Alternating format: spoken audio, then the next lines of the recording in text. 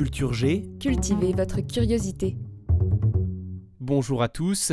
Dans cet épisode, on va s'intéresser à la révolution industrielle, ou plutôt aux 3 révolutions industrielles qui ont successivement transformé le monde.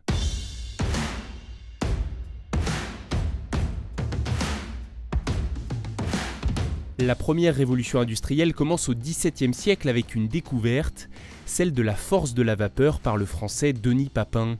À cette époque, la seule énergie continue dont dispose l'humanité est celle des courants, des rivières et des fleuves captés par des moulins à eau. Lui découvre le pouvoir de la vapeur d'eau et il fabrique le premier cylindre-piston à vapeur. Au début du XVIIIe siècle, l'inventeur anglais Thomas Newcomen développe cette découverte et met au point une machine à vapeur. Puis l'ingénieur écossais James Watt améliore ce système, permettant aux machines à vapeur de se répandre partout en Europe dans la seconde moitié du XVIIIe siècle. C'est le début des locomotives, des bateaux à vapeur et des premières automobiles. Et les manufactures deviennent des usines dans lesquelles la force des machines à vapeur accélère la production. Pour faire fonctionner les machines, on fait chauffer de l'eau qui devient de la vapeur. Il faut donc un combustible. Il y a le bois bien sûr, mais il y a surtout le charbon. Les pays qui en possèdent sont les plus avantagés. Apparaissent alors ce qu'on appelle les pays noirs. Les régions industrialisées sont dites noires à cause des fumées de charbon, caractéristiques de cette première révolution industrielle. Citons entre autres le Nord-Pas-de-Calais en France, le pays de Charleroi en Belgique et la région de Birmingham en Angleterre. La deuxième révolution industrielle débute dans les années 1870. Elle est caractérisée par de nouvelles grandes innovations.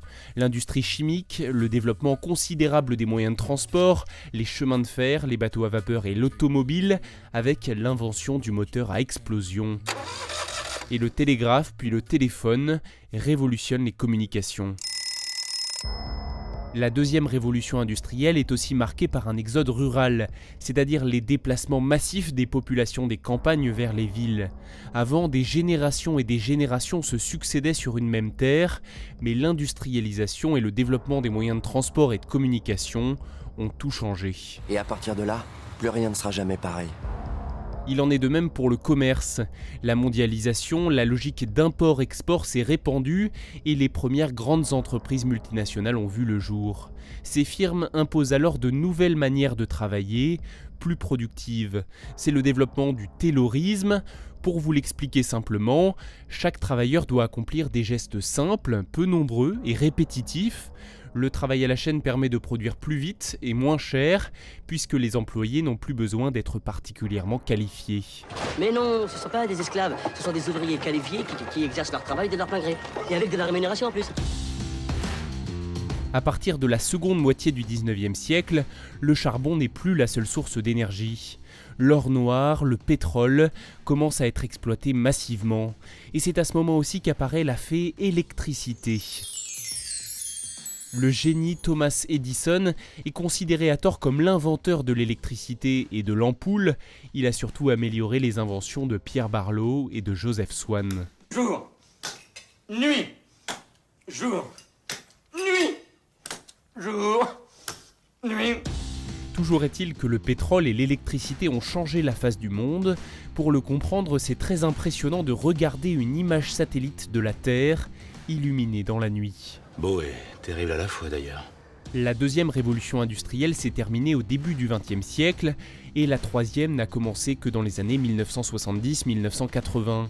Tout le monde n'est pas d'accord sur l'existence même de cette troisième révolution industrielle, mais il faut admettre que l'arrivée de l'informatique et des moyens de communication modernes ont encore une fois transformé notre manière de créer, d'inventer, de produire, de fabriquer, d'acheter et de vendre.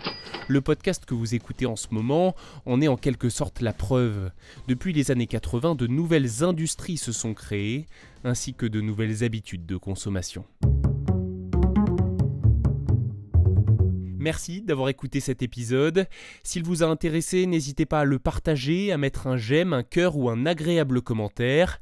Vous pouvez aussi suivre Culture G sur Facebook et Twitter et vous abonner au podcast sur votre plateforme d'écoute préférée. Allez, on se donne rendez-vous lundi prochain pour un nouvel épisode.